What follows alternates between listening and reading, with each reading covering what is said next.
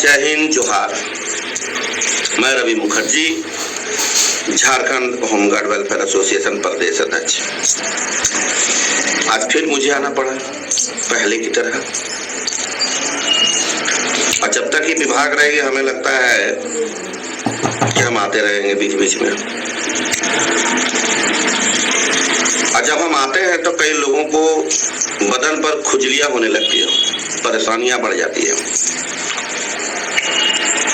कुछ स्टेटों के जवानों ने कहा तो उनका 365 कमेंट आता है, रवि मुखर्जी का क्यों 100 कमेंट्स आता है? अरे भाई, मैं यूट्यूबर नहीं हूं और मुझे पैसा कमाना नहीं है यूट्यूबर से या फेसबुक से।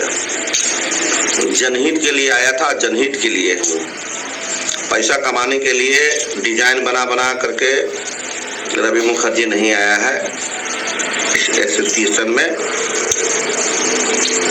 संगठन बनाने के लिए। तो लोगों के लिए प्रश्न बता रहा हूं। चलिए अब आते हैं मुद्दे पर। ये तो हो गई थी शिकायत। आप सभी ने वीडियो को देखा होगा। उस वीडियो में हमारे माननीय गृह मंत्री जी, उन्होंने गुजरात में एक स्टेटमेंट दिया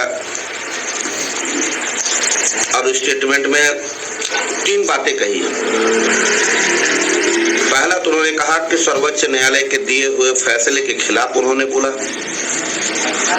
दूसरा, उन्होंने बोला कि नए लोगों को लाएंगे। और तीसरा, उन्होंने कहा कि इसे नौकरी ना समझे, स्वयंसेवक हैं, उसी कैटेगरी में रहिए। मतलब एक तरफ से धमकी, इसको समझिए, इसको एक धमकी समझिए कि आप वॉलंटियर ही रहेंगे, ये समझिए। मतलब वो हाफ पैंट वाला बनाना चाहते हैं। जो स्वयंसेवक उनके पास है, वैसा हाफ पैंट वाला होमगार्ड जवानों को बनाना चाहते हैं। जो फुल पैंट वर्दी वाले हथियार लेकर के हम लोग चलते हैं ना, वो अपने कैटेगरी के हिसाब से हमें बनाना चाहते हैं। उनकी बातों से ही जो भर्त्सना थी उसी क्लियर हो गया कि नए लोगों को लाएंगे। तो कई लोग सोच रहे होंगे हमारे होमगार्ड के जवान के नए लोग आएंगे, इसका क्या अर्थ होता है? तो नए लोगों का अर्थ का मतलब ये होता है कि आपकी जो होमगार्ड की जो कंपेडियम है, जो किताबें हैं, जो कानून बनी हुई है, उसमें सिर्फ 3 साल है। उसका हवाला वो दे रहे हैं और खुले मन से वो डायरेक्ट धमकी नहीं दे रहे हैं, तो घुमा करके दे रहे हैं। चाणक्य है ना, इसीलिए चाणक्य नेचर है उनके अंदर में, माना जाता है उनको।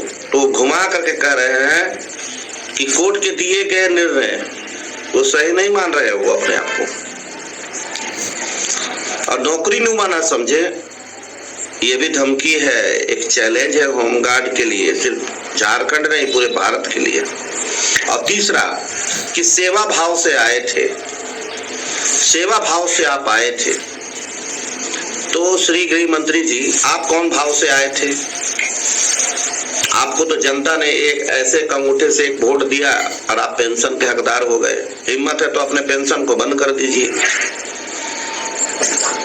जैसे हमारे राष्ट्रपति महोदय जी थे, पूर्व राष्ट्रपति महोदय अब्दुल कलाम जी, सारे चीजों को निस्वार्थ, सारे चीजों को बलिदान करते हुए वो चले गए। आज भी इतिहास में उनका नाम है।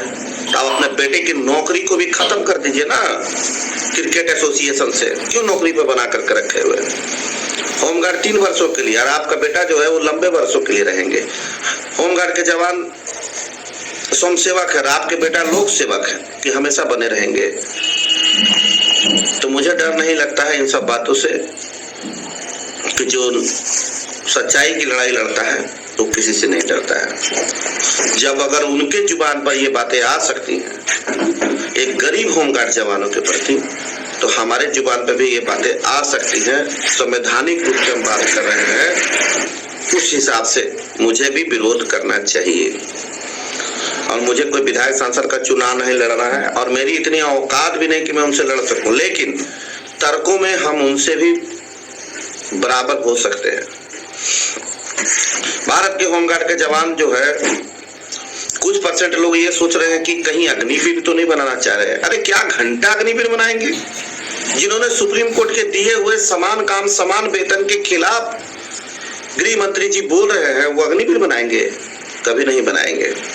तो वो अपने आईटी सेल, जो सभी पार्टियों की आईटी सेल होती है, वो अपने आईटी सेल वाले को खड़े कर देंगे मार्केट में और कहेंगे कि भारत सरकार के द्वारा एक ऐसी योजना लाई जा रही है कि भारत के होमगार्ड के प्रति एक अच्छा विश्वास, एक अच्छा आस्था, एक अच्छा सिपाही बनाया जा रहा है। कौन सा सिपाही बनाया जा रहा है? होमगार्ड कंपेडियम के तहत 3 में पार, 3 साल में पार। तो ऐसी राजनीति हम लोगों ने भी बहुत की है, देखा है हम लोगों ने। तो ये घटिया नीति इसको बोलते हैं। अब भारत के होमगार्ड के जवान सोच रहे हैं कि बहुत अच्छी बात गृह मंत्री जी ने कहा। कई लोगों ने तो यूट्यूब में भी डाला है, खुशखबरी गृह मंत्री जी की, खुशखबरी गृह मंत्री जी की, खुशखबरी का घंटा का खुशखबरी।